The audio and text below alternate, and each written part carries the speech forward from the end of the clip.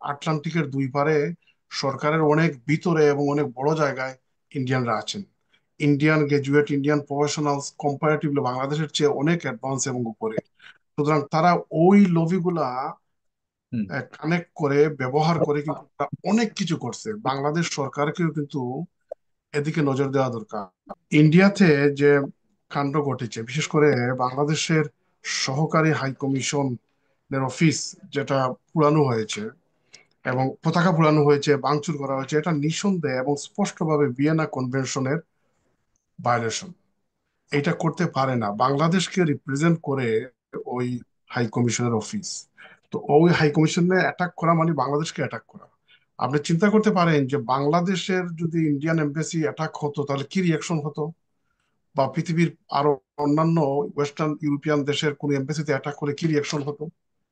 সুতরাং আমি চাই একেবারে টু দা পয়েন্ট যেন রিয়াকশন দেখানো হয়। আমরা দেখেছি যে ইন্ডিয়ান হাই কমিশনারকে জরুরি ভিত্তিতে তলব করা হয়েছে, এবং আমরা চাই একটা পাওয়ারফুল মেসেজ বর্তমান গভর্নমেন্টের কাছ থেকে যাওয়া দরকার। এটা কোনোভাবেই সম্ভব না। মমতা মুখার্জি বলছে যে বাংলাদেশে নাকি জাতিসংঘের পিস কিপিং ফোর্স পাঠানোর জন্য। আমি তো বলি বাংলাদেশে না, বরং এই উদ্ভূত অবস্থার পরিপ্রেক্ষিতে ইন্ডিয়াতে পাঠানো জরুরি কি না এটা দেখা দরকার। এবং ইন্ডিয়াতে বাংলাদেশের ব্যাপারে, হুম। ইন্ডিয়া এবং ইন্ডিয়ার বাইরে প্রচুর মিথ্যাচার এবং প্রপাগান্ডা ছড়ানো হচ্ছে। আমি গত 2 মাস আগে ছিলাম থাইল্যান্ডে। ওখানে বেশ কিছু সনাতনী এবং বুদ্ধ ধর্মের অনুসারী স্টাবলিশ বিজনেসম্যানদের সাথে কথা হলো। ইভেন আমি গত 2 সপ্তাহ আগে ছিলাম ল্যাটভিয়া এবং ইস্টোনিয়া, কথা হলো। তো দেখলাম যে অনেক মিথ্যা তথ্যের উপর ভর করে তারা বসে আছেন। তারা হুম। মানে আমার সাথে যখন কথা বলছেন মনে হচ্ছে যে বাংলাদেশে নাকি সব মন্দির ভেঙে গুড়মার করে দেয়া হুম। হচ্ছে।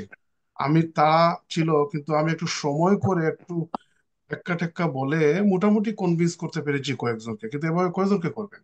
মানে এই ধরনের ডিসইনফরমেশন, মিসইনফরমেশন ছড়ানো হচ্ছে আর কি।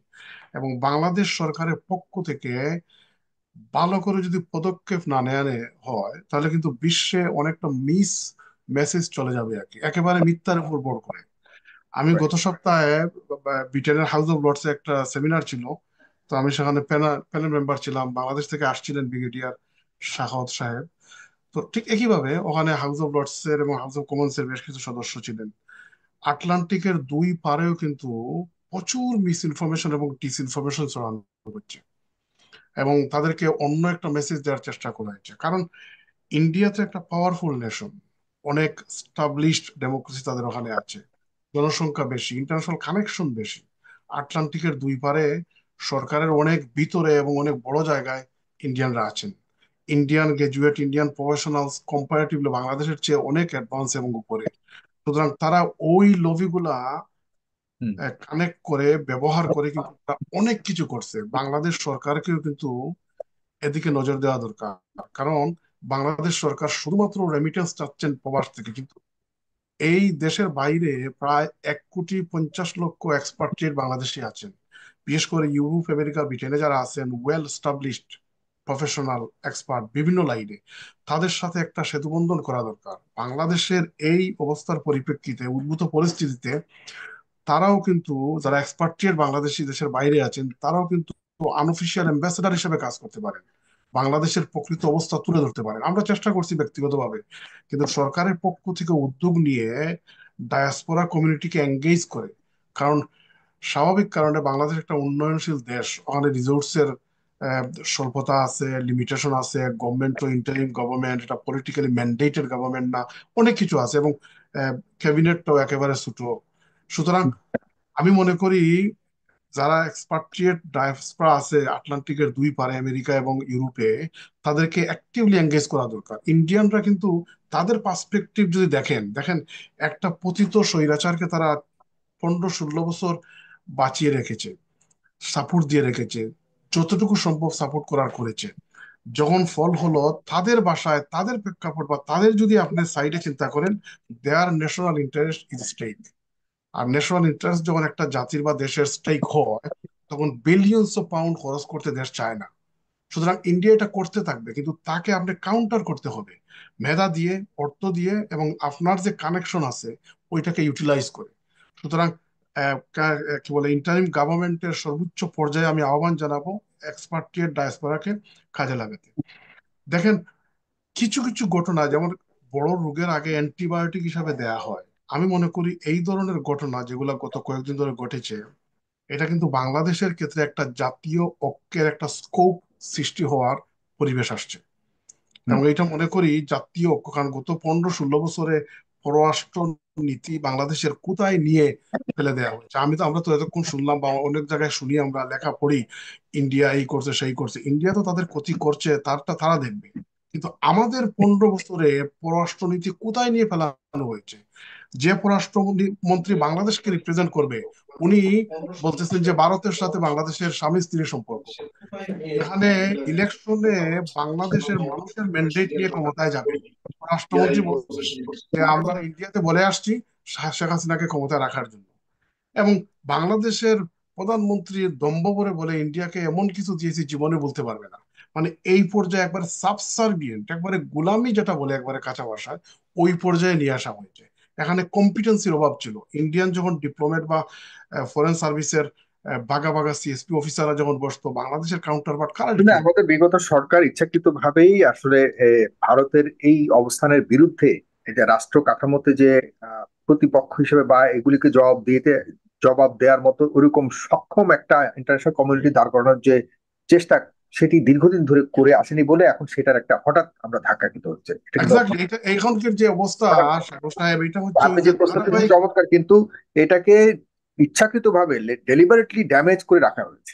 হ্যাঁ, হুম। ইন্টারন্যাশনালি ড্যামেজ করে ইচ্ছাকৃত ভাবে রাখা হয়েছে এবং দীর্ঘদিন। এইটা ইচ্ছাকৃতভাবে রাখার কারণে এই যে অবস্থা, আজকে ওই যে বর্ডার কিলিং এর ব্যাপারে বলেন, দেখেন আমি ইউরোপে আছি প্রায় 36 ইয়ার্স হয়ে গেল। ইউরোপের অনেক দেশ আছে, চতুর্দিকে বড় দেশ, ল্যান্ডলক কান্ট্রি, তাদের নিজস্ব এয়ারপোর্ট নাই, এমন দেশও আছে। কিন্তু আপনি এবং শুনছেন যে এবার বাংলাদেশের ব্যাপারে ভারতের একটা পারসেপশন অলরেডি এস্টাবলিশ করা হয়েছে যে ভারত বাংলাদেশকে যে কোনো ভাবেই এক্সপ্লয়েট করতে পারবে, যে কোনো ভাবে যা ইচ্ছে তাই করতে পারবে। এই একটা পারসেপশন থেকে বের করানোর জন্য যে সময় এবং যে প্রজ্ঞা দরকার, যে মেকানিজম দরকার, সেটার জন্য এখনো আসলে ওই সময় এখনো আসেনি। কারণ মাত্র নতুন সরকার আসলে, আশা করি একটা এই যে দ্বিপাক্ষিক সমতার ভিত্তিতে সম্পর্ক রাখবার জন্য আন্তর্জাতিক যে কমিউনিকেশন গুলি রাখার ক্ষেত্রে ভূমিকা রাখা দরকার, সেটি অবশ্যই করতে পারবে। কারণ এই অন্তত পক্ষে একটা জিনিস প্রমাণিত হয়েছে, প্রিয় দর্শক এবং যারা দর্শকরা যারা উপস্থিত রয়েছেন, যে এই 5ই আগস্টের পর ক্ষমতার ভাগাভাগি, ক্ষমতায় যাওয়া আসা নিয়ে আমাদের দেশের আভ্যন্তরীণ কিছু দূরত্ব তৈরি হয়েছে ইতিমধ্যে। আপনি জানেন যে রাজনৈতিক দলগুলো যারা আন্দোলন করছে তাদের মধ্যে একটা দূরত্ব তৈরি হয়েছে। কিন্তু আবারও একটা প্রমাণ করে দিল ভারত, বিশেষ করে ভারতকে কৃতজ্ঞতা জানানো দরকার, যে ভারতের কারণে আবারও সেই দলগুলি সার্বভৌমত্ব প্রশ্নে যে এক হতে পারে, এটা আবারও প্রমাণ করে দিচ্ছে। এবং এটা প্রমাণ করা খুবই দরকার ছিল না, যে এটাই বলতে কি ঐক্যবদ্ধ।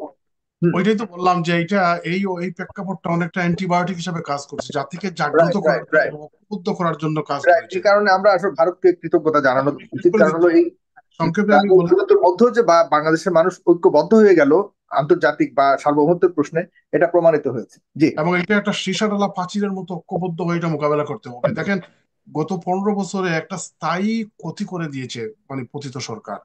এটা এত ওভারনাইট, এত সহজে কিন্তু এখান থেকে উদ্ধার করা যাবে না। মানে পররাষ্ট্রনীতির ক্ষেত্রে বলছে কি, পররাষ্ট্রনীতি সম্পর্কের ক্ষেত্রে একটা স্থায়ী এবং দীর্ঘমেয়াদী ক্ষতি বাংলাদেশের করে গেছেন। ক্ষমতায় থাকার জন্য ভারতের আশীর্বাদ, আপনি চিন্তা করতে পারেন, প্রণব মুখার্জির বইটা পড়লে বোঝা যাবে যে কিভাবে উনি কি বলছে, কি বলে ব্যাপারটাকে মেলাইন করেছে, কিভাবে ক্ষমতায় রাখার জন্য আসার জন্য আওয়ামী লীগকে অথবা মইনু আহমেদের সাথে কিভাবে আন্ডারস্ট্যান্ডিং করে, কিভাবে মিডিয়েট করে জি। এটা করেছেন। তো এগুলো তো একটা দেশের জন্য, সার্বভৌমত্বের জন্য কত অবমাননাকর। এজন্য জি। আমরা চাই যে আবেগ দিয়ে আমরা দেশের জন্য অনেক কিছু করেছি, কিছুটা বিবেক দিয়ে করতে হবে। রাইট। জাতীয় কোনো বিকল্প নাই। বিশেষ করে আমি জি। যে দেশে বসবাস করছি, তারা পার্লামেন্টে ক্যাট এন্ড মাউস ফাইট করে সরকার, প্রধানমন্ত্রী এবং বিরোধী দলের নেতা, কিন্তু যখনই জাতীয় ঐক্যের প্রশ্ন আসে, তারা একেবারে এক হয়ে ইউনাইটেডলি এক ফ্লাইটে, এক হেলিকপ্টারে করে তারা ওখানে উপস্থিত হয়। আমরা জি। জাতীয় ঐক্যের ব্যাপারে বিশেষ করে সবাই এই ঐক্যমত, এবং এখানেও প্ল্যান বি ভেস্তে গেছে বলে আমি মনে করি ভারতের বা পতিত সরকারের। জি, আপনাকে অনেক যদি ধন্যবাদ। জাতীয়ভাবে যদি ঐক্যবদ্ধ থাকে, তাহলে প্ল্যান বি সি সবগুলা বেচতে যাবে। সাগর সাহেব, 20 কোটি মানুষের ঐক্যমতের জায়গাতে সবকিছু ভেস্তে যাবে, এটাই হলো। কোনো আপনাকে আর ধন্যবাদ।